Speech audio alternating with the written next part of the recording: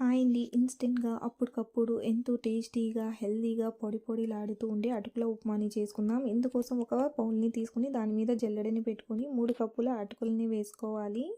అటుకుల మీద కొద్దిగా నీళ్ళని ఈ విధంగా చిలకరించుకుంటూ తడిపి పక్కన పెట్టుకోవాలి. స్టవ్ మీద ఒక పాన్ పెట్టుకొని ఆయిల్ పోసుకొని పల్లీలను వేసుకొని వేయించాలి. పల్లీలు వేగాక ఆవాలు, జీలకర్రని వేసుకొని ఆవాలు చిటపటలాడాక ఇప్పుడు ఇందులోకి సన్నగా తరిగిన ఉల్లిపాయ, పచ్చిమిర్చిని వేసుకొని వేయించాలి.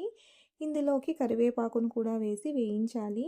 ఉల్లిపాయగా బాగా వేగాక ఇప్పుడు ఇందులోకి పసుపు, ఇంగువ, రుచికి సరిపడా ఉప్పుని వేసుకొని ఒకసారి బాగా మిక్స్ చేసుకున్నాక ఇప్పుడు ఇందులోకి మనం తడిపి పెట్టుకున్న అటుకుల్ని వేసుకొని ఒకసారి బాగా మిక్స్ చేసుకొని అలాగే నిమ్మరసం కూడా వేసి మిక్స్ చేసుకోవాలి. ఇలా బాగా మిక్స్ చేసుకున్నాక లాస్ట్లో సన్నగా తరిగిన కొత్తిమీరని వేసుకొని మిక్స్ చేసేసుకుంటే ఎంతో టేస్టీగా, హెల్తీగా ఉండే మన అటుకుల ఉప్మా రెడీ.